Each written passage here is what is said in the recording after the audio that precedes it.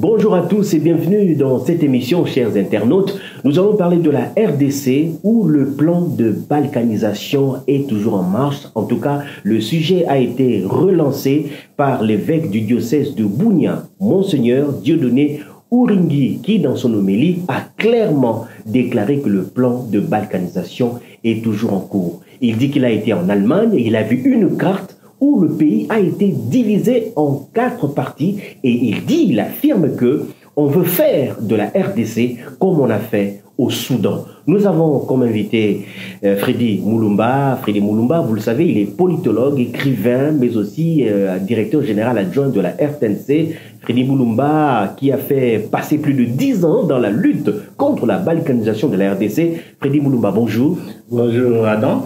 Alors après donc l'évêque Dieudonné Uringui, on sait que avant lui il y avait aussi le cardinal Ambongo qui était au Kivu, qui a confirmé le plan de balkanisation. Alors cher Freddy, on pensait que le plan de balkanisation était déjà dans les oubliettes. Adam, je pense que ce plan date il y a longtemps. Avant même que l'AFD soit mise en place. Je me rappelle, quand j'étais au potentiel, après avoir fait la campagne contre la balkanisation, nous avons reçu 2 personnes. Moi avec Emelka Bongo, donc de l'ambassade américaine, dans mon bureau au potentiel, qui nous demandaient, qui voulaient comprendre la balkanisation, ça vient d'où, c'est quoi, ils ne comprenaient rien. En fait, c'était le département d'État américain qui avait demandé à ce qu'ils viennent me rencontrer. On a une discussion pendant 1 heure. Et on leur a expliqué qu'est-ce qui est derrière tout ce qui est guerre à l'Est et tout ça. On a cité certains ouvrages. Et ils ont fait rapport à Washington. Et de Washington, il y a eu fuite dans Wikileaks.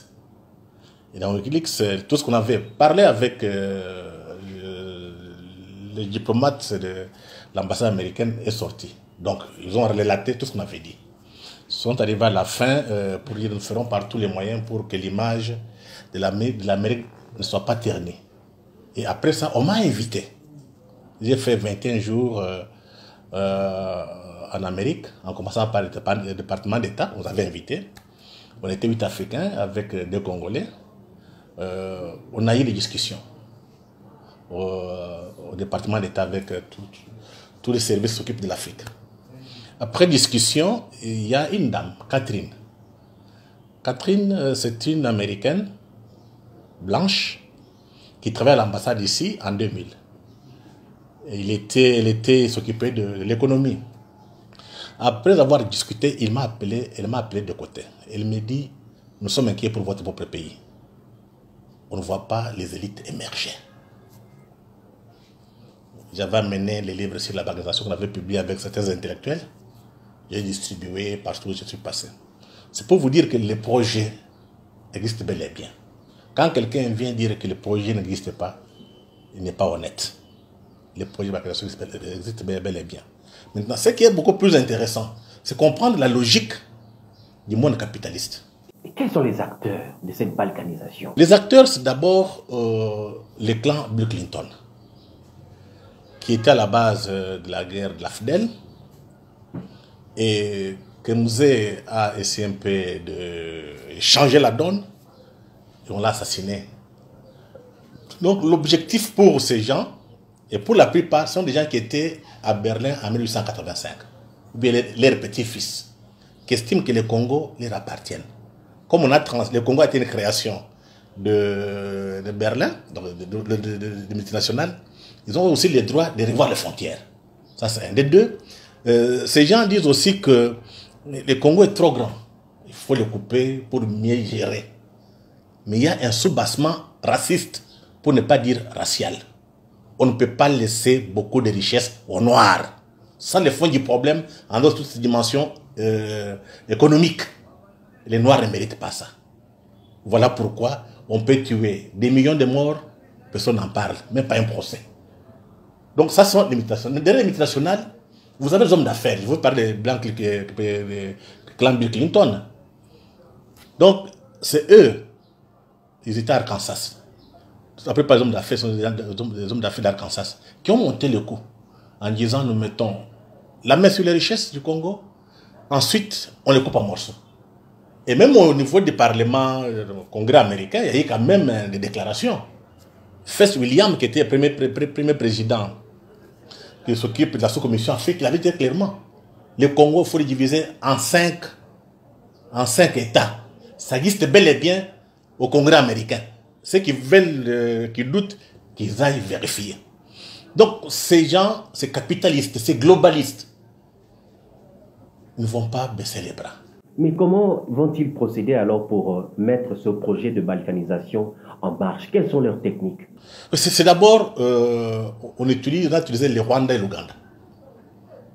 Les Rwanda et l'Ouganda en disant que c'est un problème Banyamulenge, un problème ethnique, mais ils ont profité de ça pour greffer sur ce conflit en fin d'occuper. Donc ils ont calculé, ils ont fait un plan à long terme. Les Rwanda, l'Ouganda, mais des complices congolais. Il dit des complices congolais. Je pense que M. l'évêque a dit très clairement. Il y a des gens qui sont à Kinshasa, qui ont déjà pris contact, donc, parmi les dirigeants congolais, qui ont pris contact pour qu'on balkanise le pays. Il les connaît. Donc il y a le Rwanda, l'Ouganda, les complices congolais, mais aussi au niveau des médias. Je ne sais pas si vous vous rendez compte. Comment expliquer qu'il y a des problèmes à Kinshasa? Nos médias sont ailleurs. Et on tue des gens en Béni. Tu vois pas dans les médias. Parce que la plupart des médias ici sont financés par Soros avec aussi ça.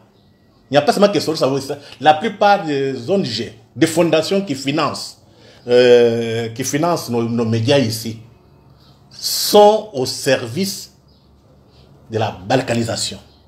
Comment ils procèdent? Ils se taisent. Quand il y a des questions, on ne parle pas. Mais il y a aussi les médias traditionnels. Je vous prends l'exemple de la RTNC. Je suis ici. Il y a des coins, il n'y a pas de la RTNC.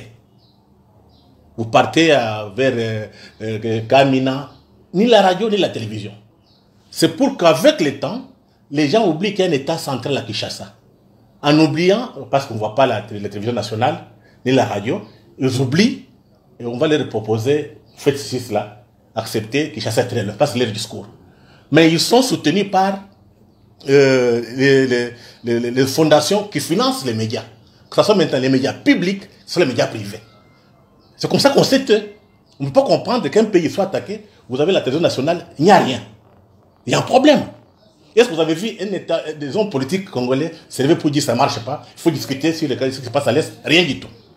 La complicité est tellement grave. Je pense qu'on est arrivé à un niveau tel que on ne doit pas baisser les bras. C'est un combat. Justement. Mais... un combat de la liberté. Donc, qu'est-ce qu'il faut faire maintenant pour sortir de ce plan de balkanisation qui date depuis longtemps, vous l'aviez dit, mais ça continue, ils ne vont pas baisser les bras. Comment faut-il s'en sortir? 3 choses.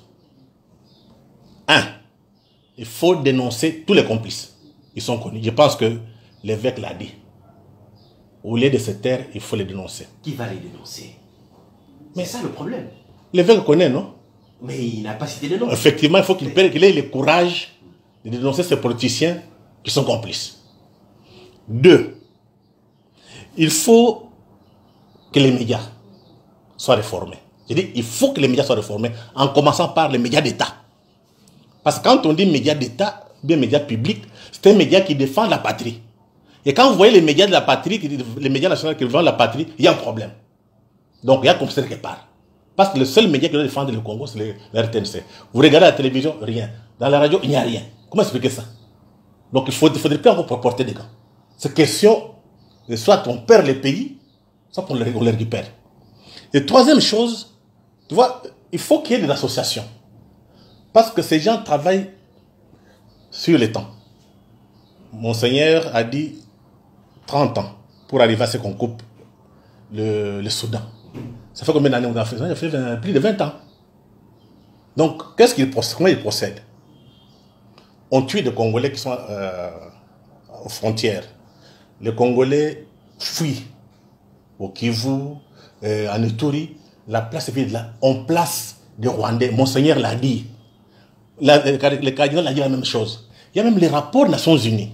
Et je demande aux Congolais de lire les rapports des experts de 2012 et les rapports mapping. Tout est écrit. Une question. Pourquoi à Kinshasa, les hommes politiques se taisent? Si les hommes politiques se taisent, Ils sont complices. Voilà pourquoi il faut maintenant créer des associations qui ont pour objectif de sauver la patrie, de lutter contre la banalisation. Donc, quand il y a des associations, des jeunes gens qui peuvent même, ça peut même pas dire pendant 10 ans, 20 ans, parce que l'occidental, les capitalistes ne comprennent que les rapports de force. Si vous n'êtes pas organisé, il ne viendra pas travailler à votre place. Donc, c'est ces associations qui vont mobiliser le peuple. Et quatrième élément, l'armée. Il faut nettoyer. On est tellement infiltré. Et qu'on ait le courage. La liberté a un prix. Moussa Kabila a été assassiné parce qu'il n'a pas voulu accepter n'importe quoi. Lumumba a été assassiné. Donc il ne faudrait pas qu'il y ait encore des gens qui doivent mourir. Ce qui fait qu'il faut protéger nos élites. Il faut mobiliser le peuple et notre armée. Là, l'indépendance, on ne donne pas gratuitement. Donc c'est notre travail en tant qu'intellectuel, en tant que citoyen. Et c'est tous les médias. Il faut créer de nouveaux médias. Ça signifie que des médias qui ne sont pas financés par l'Occident.